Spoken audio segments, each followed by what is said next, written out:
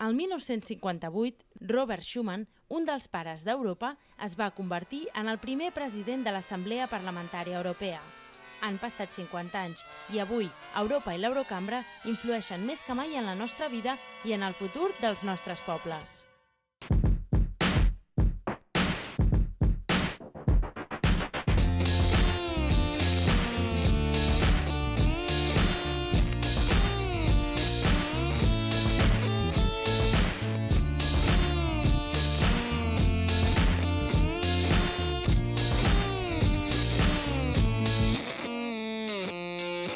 Benvinguts a Europa 50. Més sobre canvi climàtic. En el programa hem parlat en ocasions de l'objectiu de reduir les emissions d'Europa. Per sort, l'acord de Bali, que agafa el relleu de Kyoto, vol deixar un calendari clar pels països industrialitzats. L'any 2012, un 8% menys. El 2020, entre el 20 i el 30% menys. I l'any 2050, entre el 60 i el 80% menys. El gran interrogant és: ho aconseguirem? El Parlament Europeu segueix els passos de prop. De moment celebra l'existència d'un compromís a Europa i d'un calendari ben clar. Però també lamenta que la fulla de ruta de Bali no hagi inclòs, cito textualment, referències científiques no ambigües per reduir els gasos d'efecte hivernacle. Això significa que, si bé hi ha acord en què cal reduir les emissions, encara no n'hi ha sobre com fer-ho. El president de l'Eurocambra, Hans-Gert Pöttering, en un viatge recent al Japó, ha començat el camí per saltar aquest obstacle. Pöttering ha fet saber al país del sol naixent la voluntat europea de crear una aliança estratègica internacional. Més del 70% dels diners del tren de gran velocitat Barcelona-Madrid provenen de la Unió Europea.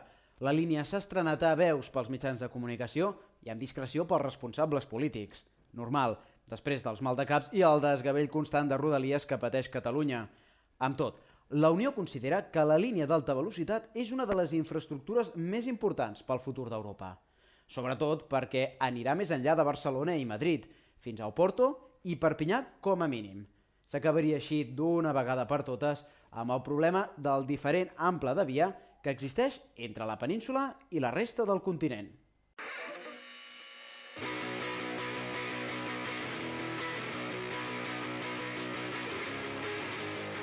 El món cada dia és més petit.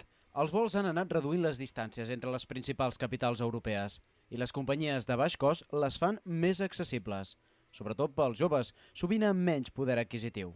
Per exemple, recentment uns universitaris van viatjar a Malta, un dels estats membres més nous de la Unió i de la zona euro, i el bitllet d'avió només els va costar 20 euros. D'anada i tornada, pels desconfiats.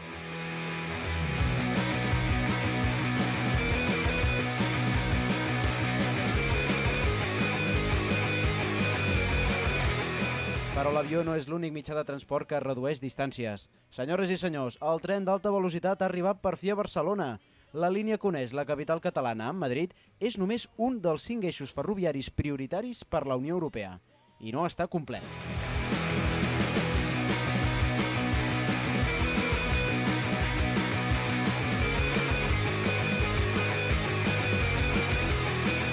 Quan estigui acabada, la línia d'alta velocitat anirà des de Lisboa fins a Madrid. D'aquí a Barcelona, passant per Lleida i Tarragona. I des de la capital catalana passarà per Girona, Figueres, travessarà els Pirineus i arribarà fins a Perpinyà, Montpeller i Nimes.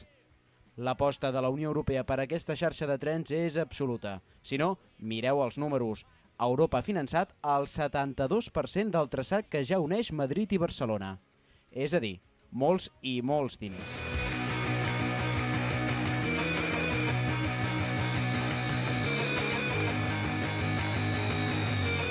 No hem d'oblidar un altre aspecte rellevant del tren d'alta velocitat. És el mitjà de transport més ecològic, o com a mínim, molt menys contaminant que l'avió. Això sí, si voleu anar a Malta, encara haureu de fer servir el transport aeri.